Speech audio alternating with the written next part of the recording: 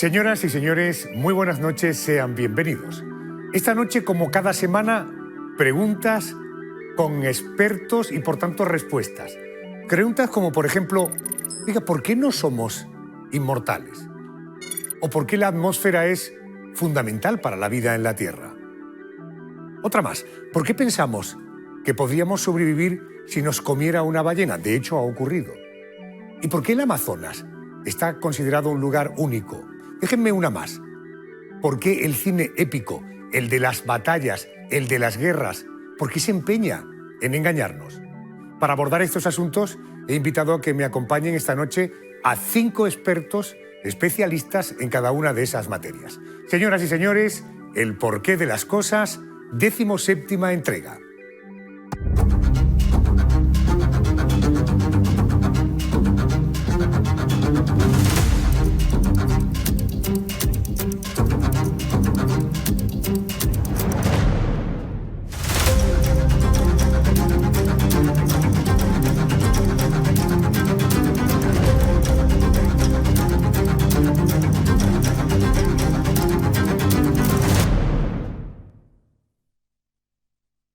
Comenzamos. ¿Imaginan? Seguro que lo han hecho alguna vez, pero ¿imaginan ustedes poder alcanzar la inmortalidad? Vivir con la certeza de saber que nunca vamos a morir. Ni nosotros, ni nuestros padres, ni nuestros hijos, ni nuestros amigos. Este planteamiento hoy día suena a ciencia ficción. Hay quien piensa, y no solamente piensa, está trabajando activamente por conseguir la vida eterna. Proyecto 2045. Así se llama el proyecto en el que está trabajando desde 2011 un empresario ruso multimillonario llamado Dmitry Iskov. El objetivo es alcanzar la inmortalidad en ese año, en 2045, pero la inmortalidad que plantea no consiste en prolongar la vida de nuestro cuerpo eternamente, sino que pasa por convertirnos en cyborgs, es decir, en humanoides. Lo que plantea el proyecto 2045 es crear avatares de todos los seres humanos, crear un cuerpo artificial al que se le añadiría un cerebro también artificial en el que se introducirían la personalidad y las experiencias de cada uno de nosotros antes de morir. Eso es, de momento, pura teoría. Pero en la práctica, ¿por qué no somos inmortales? Vamos a acudir a un experto, Fernando González Candela. Él es catedrático de Genética de la Universidad de Valencia. Catedrático, buenas noches, bienvenido a la Televisión Pública de Málaga. Buenas noches. Muy buenas noches. Oiga, la primera duda que quiero resolver con usted es, ¿esto del proyecto 2045 es el sueño utópico de un millonario excéntrico o tiene alguna base científica? Bueno, por el momento no deja de ser un sueño, creo que utópico de esta persona. Base científica, pues por lo que yo sé, desde luego todavía estamos muy lejos de poder alcanzar algo siquiera próximo o parecido a lo que se plantea como base del proyecto. Trasladar la información, la capacidad de procesar información que tiene un cerebro humano a un cerebro artificial, en el sentido amplio de la capacidad que tiene nuestro cerebro de funcionar. No solamente el procesar pura y dura la información, sino además acompañar todo eso con matices, valoraciones, sentimientos, etc. De eso todavía, que yo sepa, estamos completamente alejados. Trasladar eso a su propuesta de un avatar que recoja toda nuestra, digámoslo así, capacidad intelectual, sensitiva, etcétera, y podamos interaccionar con otros avatares de esa manera, pues yo creo que es un sueño muy alejado todavía de lo que la ciencia puede conseguir. En todo caso, catedrático, usted y yo pertenecemos a una generación hace 40 años que ya usted y yo teníamos algo de sentido común. Cualquiera nos hubiera dicho que en un pequeño artilugio como un teléfono pudiéramos conectar con el mundo, tener el pulso de lo que ocurre en cualquier parte del mundo, o la inteligencia artificial. Mira, hay un experimento ahora mismo en Estados Unidos, en Springfield, una radio donde no hay seres humanos. Todo lo hace la inteligencia artificial. Incluso los anunciantes se meten en la página web, meten sus datos y les construyen una cuña, repito, sin intervención humana. Por tanto, permítame que esta hipótesis de la que hablamos, que estamos muy lejos, pero nos permite tener una conversación sobre esta opción. Hablemos de pura genética. ¿Por qué los seres vivos en general y los seres humanos en particular no estamos diseñados para vivir eternamente? Bueno, en primer lugar, porque a lo largo de la evolución no hay diseño. Eso es el primer punto. La evolución no funciona con el diseño para algo. En la evolución, los seres vivos funcionan si son capaces de dejar mejor y más descendencia que los congéneres. Este es el único mandato que funciona en evolución. Es decir, si hubiese un linaje de una determinada especie, pongamos la humana por abreviarlo, que fuese capaz de vivir eternamente, tendríamos que ver si ese linaje era capaz, a su vez, de dejar una descendencia que se pudiese adaptar al medio, que pudiese aprovechar las condiciones o hacer frente a las condiciones que le plantea la supervivencia en su entorno. La evolución a lo largo de los 3.000 millones de años en que ha estado funcionando sobre nuestro planeta ha demostrado repetidamente de que eso no es así. El principal mandato, entre comillas, de un ser vivo es dejar descendencia. Y todo lo que interrumpa o menoscabe esa capacidad de dejar descendencia va a ser eliminado por la ventaja que tienen quienes no tienen esa limitación de sus propios congéneres. Por tanto, no hay ese diseño para ser eternos o para vivir eternamente. Oiga, en el caso de una persona que muera ya anciana por ley de vida y no por una enfermedad sobrevenida, ¿cuál es la causa que hace que el organismo vaya poco a poco envejeciéndolo hasta desactivarlo por completo? Bueno, hay muchas causas. Deberíamos distinguir entre lo que son las causas inmediatas, que puede ser, pues, aunque no queramos entenderlo de esta manera, el deterioro orgánico que se produce con la edad, y hay causas que podríamos llamar primígenas o fundamentales. Y en estas la evolución tiene mucho que decir para entender el porqué. Como he dicho antes, el principal mandato es dejar descendencia. Una vez hemos dejado descendencia, para lo cual tenemos un pico en nuestra edad que corresponde pues, con la juventud, con la madurez temprana, a partir de entonces cualquier cambio que se produzca en nuestro organismo, cambio fisiológico, cambio metabólico, ya deja de tener influencia sobre la capacidad de dejar descendencia. La selección natural no actúa eliminando esas alteraciones a la baja que se van produciendo y que se van acumulando con la edad. Por tanto, llega un momento en el que esa acumulación, que puede entenderse como ese acortamiento de los telómeros o puede entenderse como mayor producción de radicales oxígeno, etcétera, etcétera, son muchas las causas fisiológicas concretas, pero en el fondo todas vienen a decir lo mismo. Nosotros ya hemos perdido, porque la selección natural no atiende a ello, la capacidad de corregir esos errores que se van produciendo con la edad. La acumulación de esos errores es lo que conocemos como envejecimiento, como senescencia, y llega un momento en el que la acumulación es tal que pues, acabamos con el fallecimiento del organismo. Correcto. Oiga, ¿a día de hoy alguna forma científicamente contrastada de frenar el envejecimiento es eficaz?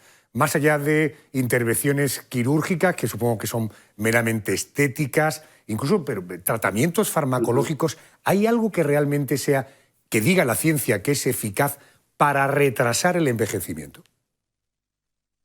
Bueno, hay experimentos, no con seres humanos, evidentemente, pero con mamíferos en los cuales lo que se conoce como restricción calórica se ha comprobado que prolonga la edad o la longevidad de los individuos sometidos a una restricción calórica. Hay un problema con esto, y es que esa restricción calórica también disminuye la capacidad reproductiva de los individuos, con lo cual podríamos, en este sentido, pues alargar nuestra esperanza de vida de esta manera, pero a costa de no dejar descendencia. Porque, tampoco el alargamiento es eterno. Catedrático, cuando habla de restricción calórica, ¿estamos hablando de ingerir o de exposición al sol? de ingerir, de ingesta de alimentos menor de lo que se entiende como cantidad de calorías ingeridas para mantener a un organismo en funcionamiento de manera normal. Correcto. Por debajo o sea, considerablemente por debajo, la mitad, por ejemplo, de la ingesta recomendada, se puede traducir en un alargamiento de la vida. El problema es que te estás exponiendo esos son ensayos en laboratorio, y te estás exponiendo a otra serie de problemas que en condiciones naturales, en condiciones normales, pues van a afectar a tu salud y a tus capacidades de supervivencia, aparte de lo que he comentado sobre la capacidad reproductiva. Correcto. Oiga, hoy en España las mujeres tienen una esperanza de vida de 86 años, los hombres de 80, nada que ver con la edad a la que se moría la gente hace un siglo, o por ejemplo en la Edad Media. ¿Por qué hoy vivimos más años? No me diga que es porque ingerimos menos calorías, porque también probablemente tenemos el mayor número de casos de obesidad, ¿no?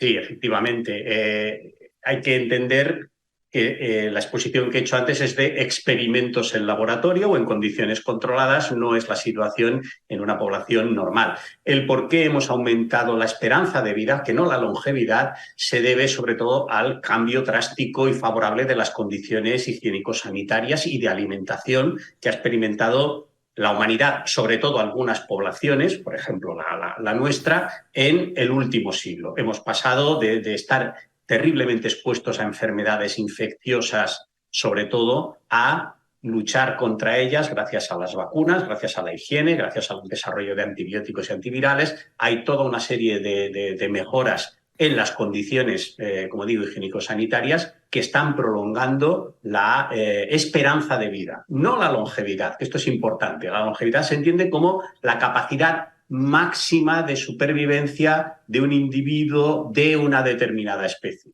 Y en esto apenas hemos tenido cambios. Correcto. Aprovecho, ahora que decía el catedrático lo de la higiene, empiezan a apretar los calores, el coronavirus sigue entre nosotros, por favor, mantengan distancias, lávense las manos, la higiene es fundamental.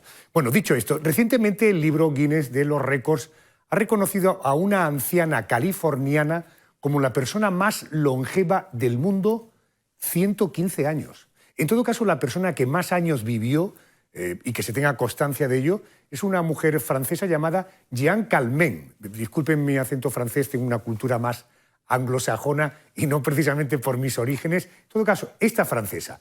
Catedrático, ¿por qué algunas personas viven muchos más años que el resto?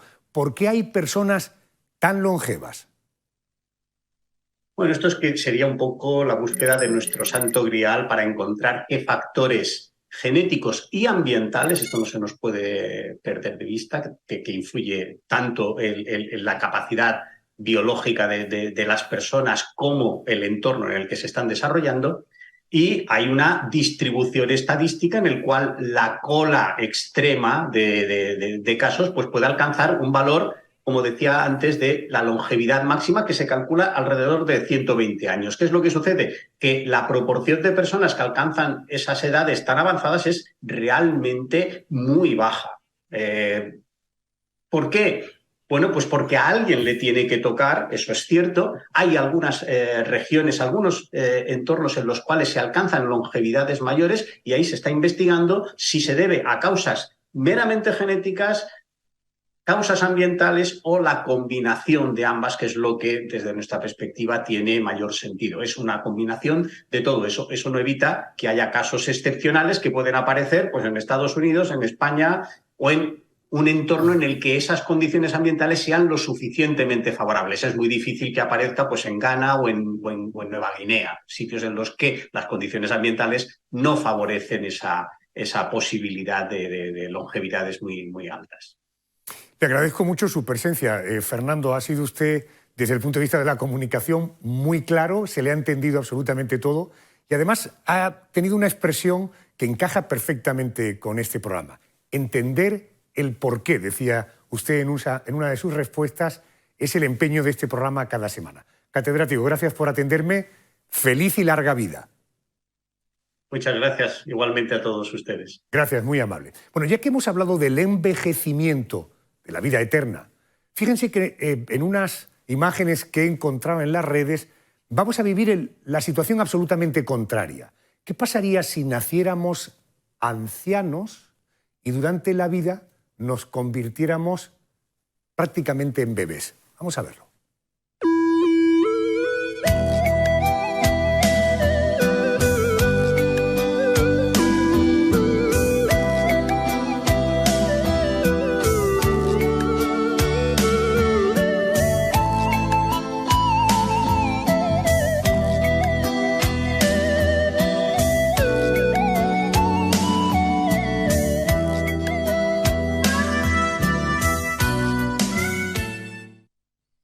Es increíble lo que hace el paso del tiempo, ¿verdad? Oiga, en los próximos minutos vamos a tener la mirada puesta a varios cientos de kilómetros de distancia en vertical.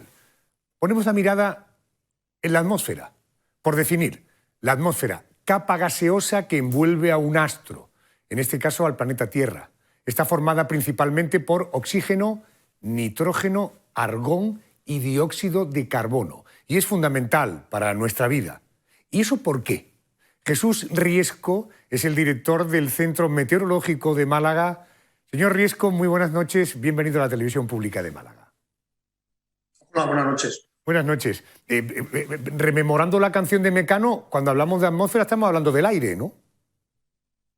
Sí, efectivamente, es esa mezcla precisamente de gases que nos envuelve a la Tierra y que hace que, por ejemplo, la temperatura en la Tierra sea de 15 grados de media, en vez de los menos 32 aproximadamente si no hubiera atmósfera.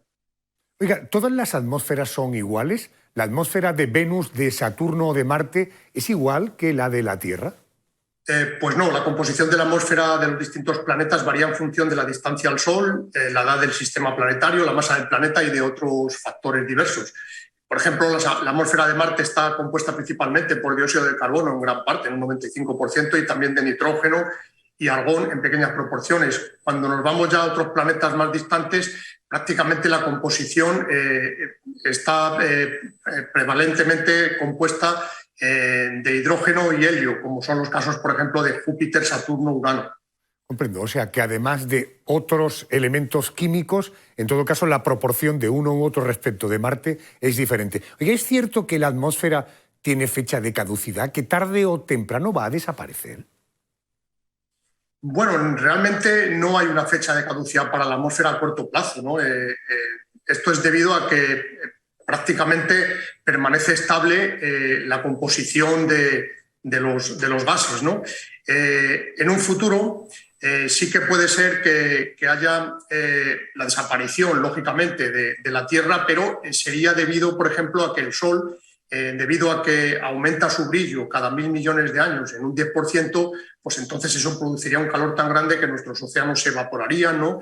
El Sol puede aguantar además unos 10.000 millones de años más, pero se convertiría seguramente en 5.000 millones de años en una gigante roja. El núcleo de la estrella, o sea, el núcleo del Sol se encogería, pero sus capas externas se expandirían tanto hasta hacia la órbita de Marte, incluso envolviendo nuestro planeta, entonces eso haría que desapareciera la Tierra. El ser humano es realmente maravilloso. Sabemos que el Sol va a terminar petando, por tanto el hombre tiene una preocupación por buscar acomodo en otros planetas, vivir de otra manera. Ese es el empeño, uno de los empeños en los que estamos hoy, y la razón es porque sobre eso se tiene ciencia cierta que va a ocurrir. Oiga, ¿por qué en la Tierra no podríamos vivir sin atmósfera? Bueno, pues, por ejemplo, porque necesitamos el oxígeno para respirar, ¿no? Como la mayoría de los seres vivos, ¿no? Entonces, también porque la atmósfera filtra gran parte de los rayos ultravioleta procedentes del Sol, que nos protege de esa radiación dañina. Además, en la atmósfera pues, se absorben gran parte de los gases de efecto invernadero, lo que ayuda a mantener el clima de la Tierra estable. Entiendo. Aparte, también, bueno, la presión que ejerce la atmósfera es a la que estamos acostumbrados. Si variara, pues entonces tendríamos problemas, lógicamente. También nos protege de los meteoritos al ser frenados y desintegrados cuando atraviesan la atmósfera. También desvía la radiación electromagnética de las tormentas solares y conduce el sonido y nos permite ver el cielo de color azul. Entonces, bueno, esto son unas características importantes y, de hecho, si no existiera la atmósfera sería imposible la vida en la Tierra debido a que los gases, especialmente el oxígeno, son fundamentales para la respiración, ¿no? Correcto. Pues fíjese si es relevante la atmósfera. Oiga, uno de los objetivos de esta era es democratizar, entre otras cosas, el turismo espacial, es decir, que cualquiera pueda viajar al espacio por placer. Algo hasta ahora reservado solo para cohetes, pero ¿y si un avión traspasa la barrera de la atmósfera? Sabemos que un cohete puede hacerlo, pero ¿por qué un avión no puede hacerlo? Bueno, realmente el avión, si traspasara la barrera de la atmósfera, podría experimentar una fricción significativa a altas velocidades, lo que podría causar, lógicamente, daños al avión y, obviamente, a los pasajeros. Además, la temperatura y la presión disminuirían muy rápidamente y los motores dejarían de funcionar, puesto que para la combustión es totalmente necesario el oxígeno, ¿no? para la combustión de los motores de los aviones, con lo cual, donde no hay oxígeno ya apenas, pues no podrían volar los aviones a reacción. También hay que tener en cuenta que a partir de unos 100 kilómetros de altura aproximadamente ya prácticamente no hay gravedad en el espacio exterior. Entonces, claro, esto sería otro problema importante. Jesús, gracias por atender nuestra llamada en un domingo por la noche. Gracias, muy amable, gracias. De nada. Gracias. Déjenme, porque para el siguiente asunto les voy a poner un vídeo que seguramente va a ayudarnos a abrir boca.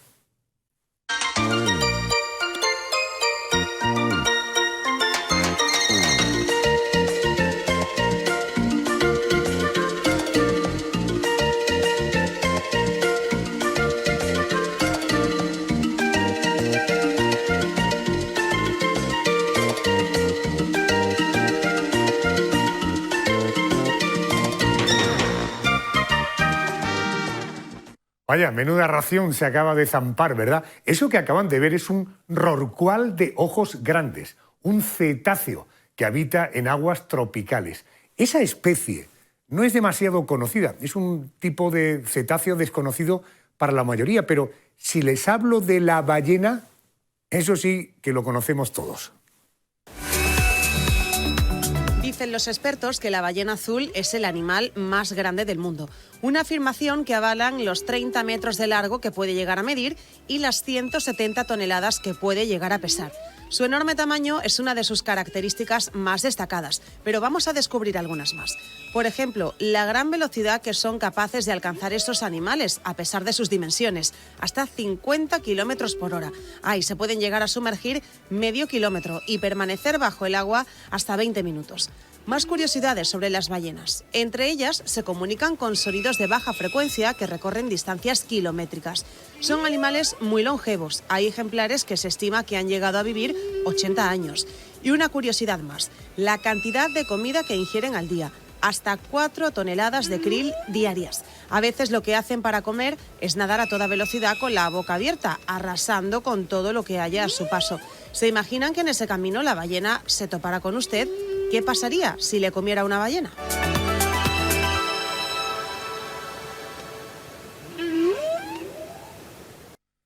¡Wow! ¡Qué animal tan hermoso!, ¿verdad? Para responder a esta pregunta me acompaña Alfredo López. Él es biólogo marino de la Coordinadora para el Estudio de Mamíferos Marinos, el CEMMA. Alfredo, buenas noches. Bienvenido a la Televisión Pública de Málaga. Buenas noches. Hola, buenas noches. Buenas noches. Oiga, ¿cómo es la boca de una ballena? ¿Cuál es su tamaño? ¿Tiene dientes? Bueno, pues las ballenas no tienen dientes, son misticetos. Son cetáceos que tienen en la boca unas placas que se denominan barbas con las que filtran el alimento. Claro, es una cavidad muy grande porque pensemos que una ballena azul que pueda superar los 30 metros tiene una boca pues que cabe una persona de pie dentro de ella, ¿no? Entonces, pues es una cavidad muy grande que incluso cuando introducen agua para filtrar el alimento, pues expanden a un volumen muy grande. Quédense con las dimensiones. 30 metros. Una persona puede caber de pie dentro de una ballena. La garganta de una ballena, ya verá que le voy aproximando al tema que voy, ¿no? La garganta de una ballena, ¿cómo es? ¿Está preparada para tragar presas del tamaño de una persona? Porque ya decimos que lo que comen es krill, pequeños crustáceos que nada tienen que ver con el tamaño de cualquiera de nosotros. ¿Esa garganta podría tragar una persona? Bueno, pues efectivamente estábamos diciendo que la boca es una cavidad muy grande, pero la ballena se alimenta de cosas muy pequeñas, ¿no? Esos individuos de pequeño. Y por tanto que ahí sí que vemos que se va estrechando cada vez más esa tubería, por así decirlo, ¿no? Esa tubería esofágica se va estrechando y ya no cabe por el esófago todo aquello que entra en la boca. Correcto, esófago, no garganta. Estamos hablando de una ballena. Disculpe, si una persona fuera ingerida por una ballena y quedara atrapada en la boca, ¿qué vería a su alrededor? ¿Cómo de amplia sería esa estancia, por llamarla de alguna manera? Bueno, para atrapar el alimento. Correcto. ¿Dentro de una ballena sería posible respirar? ¿Dentro de la boca de una ballena sería posible respirar? En todo caso, ¿de qué puede morir una persona tragada por un cetáceo? ¿Por trituración? ¿Por asfixia? ¿Por qué podría morir? Lo más probable es que muriera por ahogamiento, ¿no? Porque la ballena lo que hace es introducir un volumen de agua muy grande en su boca y después va presionando con la lengua y expulsando el agua por las barbas, ¿no? Entonces, bueno, esa persona que está ahí también podría quedar comprimida, ¿no? A través de la lengua, pero bueno, es posible que la lengua fuera suficientemente blanda como para no aplastar a esa persona y posiblemente pues muriera pues ahogada porque está en una cantidad de agua muy grande durante un tiempo bastante largo. Correcto. Imaginemos que nos traga una ballena y tenemos tal suerte que nos acaba expulsando. ¿Cómo sería la expulsión? ¿Saldríamos por delante o saldríamos por detrás? A ver, si nos acordamos del cuento de Pinocho o incluso de la película de Nemo, cuando Pinocho está en el estómago de la ballena, que en ese caso es un cachalote, no es realmente una ballena barbada, pues sale por el espiráculo. Pero eso no es posible en el caso de los cetáceos, porque tienen aislado el sistema respiratorio del sistema digestivo, ¿no? Entonces, en el caso de que una persona fuera tragada por una ballena, pues saldría por la boca, lo más probable, y si al final pues se la hubiera ingerido, pues tendría que salir a través de toda la circulación del intestino, que eso ya es más imposible, ¿no? Porque ya no tiene volumen para poder pasar una cosa tan grande. ¿Me repite, Alfredo, por favor, el nombre del agujero de arriba? ¿Cómo se llama? Sería el espiráculo, es la nariz. Espiráculo. Es la nariz y se le denomina espiráculo. Correcto, es la nariz de la ballena. Oiga, esta situación que estamos planteando, usted hablaba de Pinocho, la que estamos planteando esta noche de que una persona fuera ingerida, tal, es una situación 100% utópica, propia únicamente de la ficción de películas como Pinocho, o se podría dar el caso en alguna circunstancia de que una ballena se comiera a un ser humano? Bueno, no es improbable, ¿no? Ya se han dado casos, que no es que se comiera, pero sí que en zonas donde las ballenas se alimentan, que salen, digamos, en posición vertical con la boca abierta, pues ya ocurrió que alguna ballena pues cogió sin querer a un piragüista, ¿no? Porque, bueno, pues a lo mejor era un poco imprudente, estaba allí pues navegando muy cerca de las ballenas y había varias, y en ese momento pues atrapó a ese piragüista, ¿no? Afortunadamente no pasó nada porque la propia piragua pues hizo un poco de retención del cierre de la boca y la persona pudo salir rápido.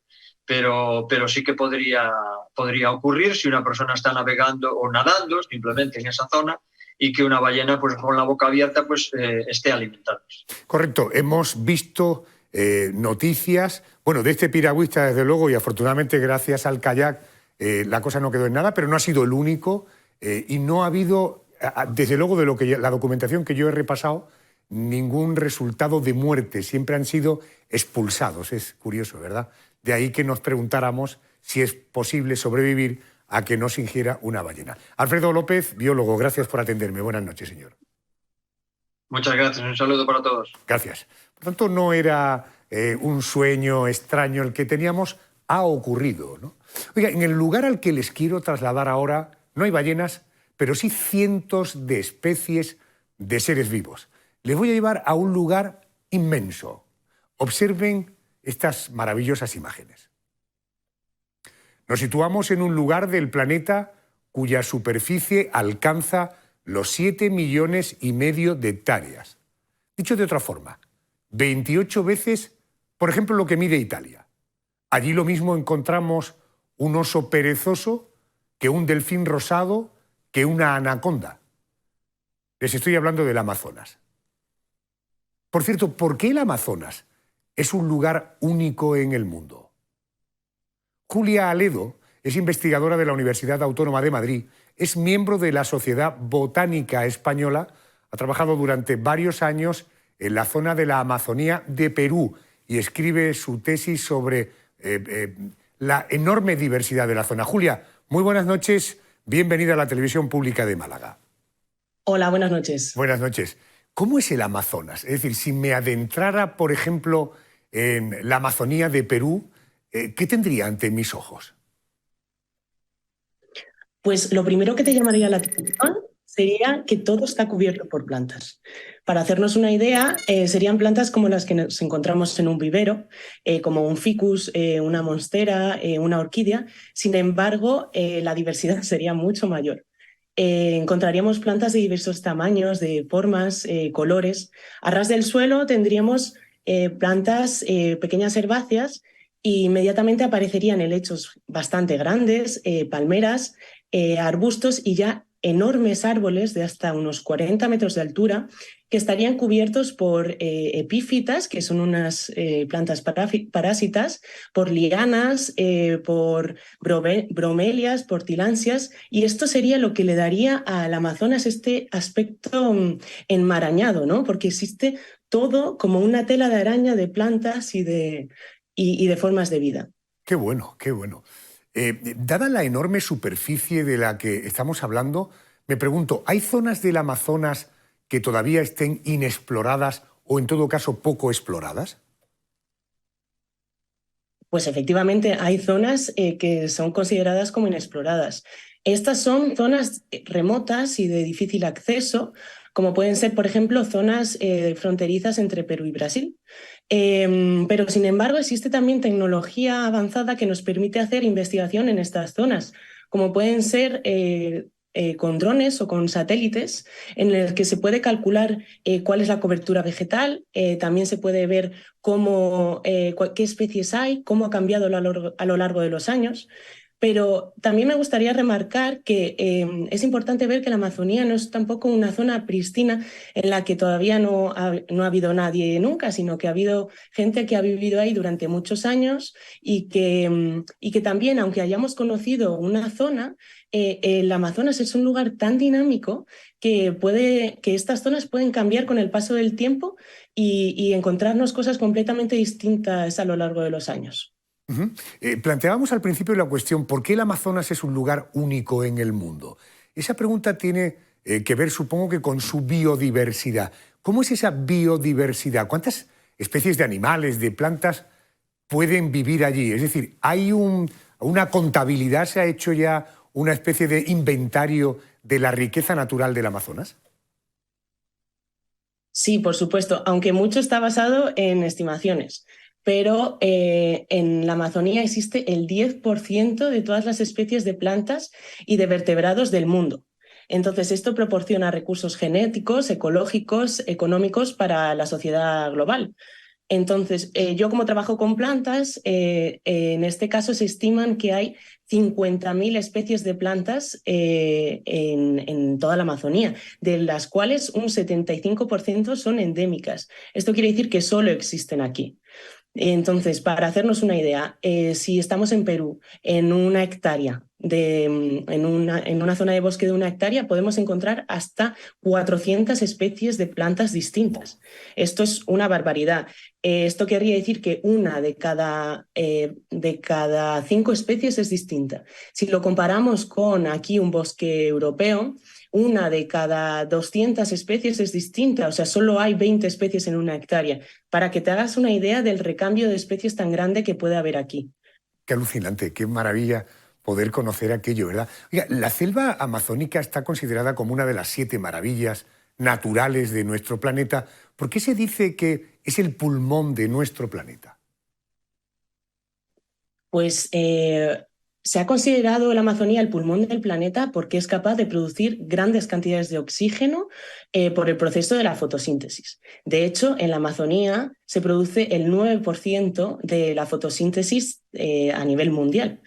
Esto es un dato enorme, pero sin embargo me gustaría remarcar que esta frase del pulmón verde, del pulmón mayor pulmón, hay que cogerla con pinzas, porque realmente donde más fotosíntesis se produce en realidad es en los océanos, gracias al fitoplancton y a otras algas que allí viven.